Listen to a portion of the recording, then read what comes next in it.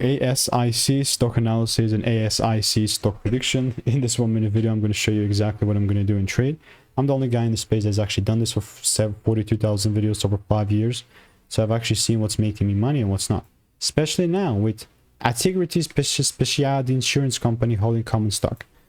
That's absolutely name of the day. Gotta be, because that's like a 7-word name.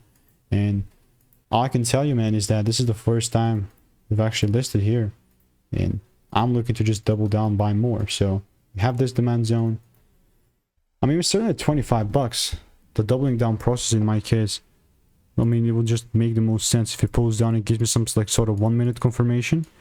But if that's really not the case, then I guess I'm not going to be buying, right? And this is where we're ultimately sitting at. And if you do want to learn how I make you 10K per month trading, sure, just click the first link in the description and get my free emails. And I will continue to keep you updated. So goodbye and enjoy, and I'll see you in the next one.